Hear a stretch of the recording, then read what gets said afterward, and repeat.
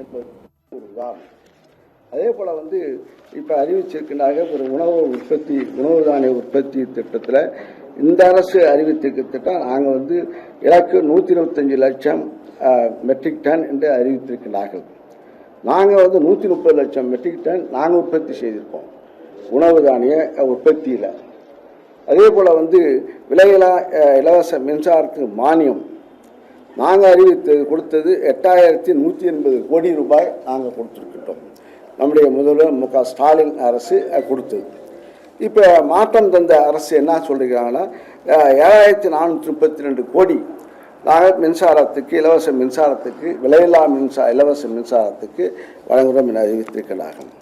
இப்போ இதே தளபதி எங்களுடைய முதல்வர் இருக்கும்போது விவசாயிகளுக்கு 2 லட்சம் மின் இணைப்பு வழங்கப்படும் என்று அறிவித்து இந்த 5 ஆண்டு காலத்தில் 2 லட்சம் விவசாயிகளுக்கு நாங்கள் மின் இணைப்பு கொடுத்துருக்கின்றோம். அந்த திட்டம் இந்த பட்ஜெட்டில் வரல.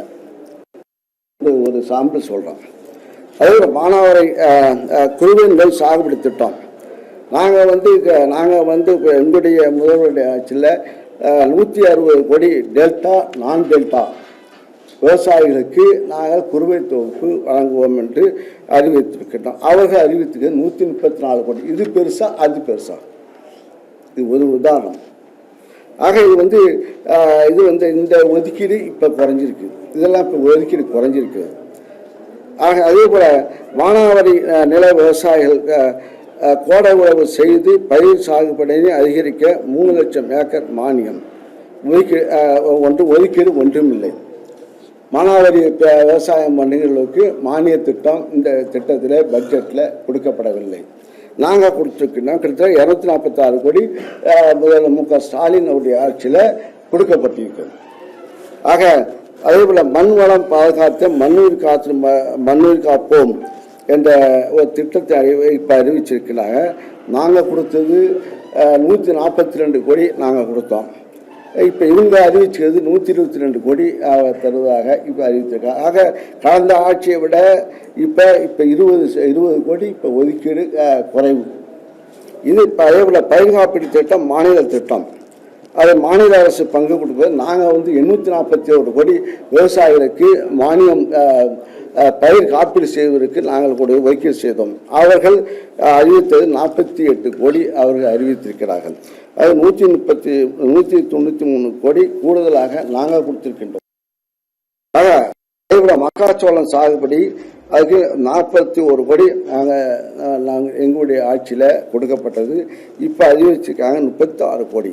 ஆக அது குறைவாக அறிவித்திருக்கிறார்கள். கிராம வளர்ச்சி திட்டம் அறிவிக்கவில்லை. நாங்கள் அந்த திட்டத்தின் அடிப்படையில் 270 கோடி நாங்கள் 12,000 தமிழ்நாட்டில் இருக்கின்ற 12,525 ஊராட்சிகளிலும் எங்களுடைய ஆட்சியில் இந்த திட்டங்கள் இழக்கப்பட்ட கிட்ட 800 கோடி அளவிற்கு நாங்கள் செய்திருக்கின்றோம். அந்த திட்டமும் கிடையாது.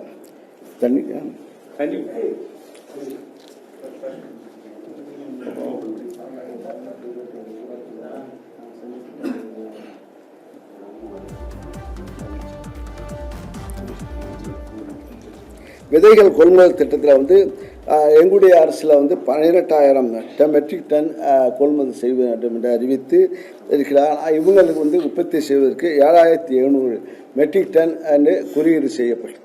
இது கூட அது கூட இது நீங்கள் இப்போ புரிந்து கொள்ள வேண்டுகிறது. அதே போல் இந்த அரசை பொறுத்தவரையும் எது மாற்றம் என்று சொல்லி ஏமாற்றத்தை இந்த பட்ஜெட் கொடுத்திருக்கிறது. வேளாணுக்கு இங்கே இருக்கின்ற சட்டமன்ற உறுப்பினர்கள் எல்லாம் விவசாயிகள், விவசாயம் சார்ந்து இருக்கின்றவர்கள், விவசாய டெல்டா மாவட்டத்தை சார்ந்தவர்கள் இங்கே இருக்கின்ற சட்டமன்ற உறுப்பினர்கள்லாம்.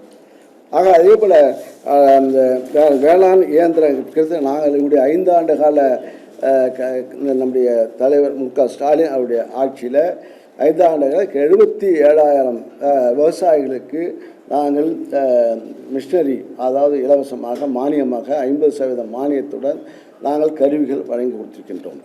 அந்த அறிவிப்பு இப்போ அறிவித்தின்ற பட்ஜெட்டில் மிக குறைவாக அறிவிக்கப்பட்டிருக்கிறது. இது போன்ற ஒவ்வொரு கிட்டத்தட்ட இப்போ இந்த இருக்கின்ற அதே போல் நாங்கள்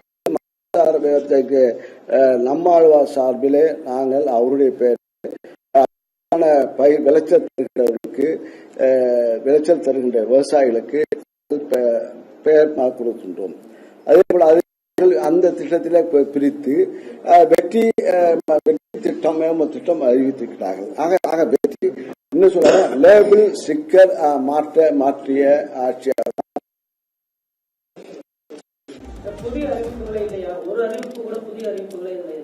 புதிய அறிவிப்புகள் ஒண்ணும் இல்லை. அறிவித்தது கிட்டத்தட்ட நான் படிக்கட்டும் எல்லாத்தையும் படிக்கட்டுமா? நாங்க எங்களுடைய அரசியல அறிவித்தது. இன்றைய தினம் வேளாண் பட்ஜெட்டானது தாக்கல் செய்யப்பட்ட நிலையில் இது குறித்து முன்னாள் வேளாண் அமைச்சர் MRK பன்னீர்செல்வம் செய்தியாளர்களிடம் பேட்டியளித்தார். இது தொடர்பான காட்சிகளை பார்த்தோம்.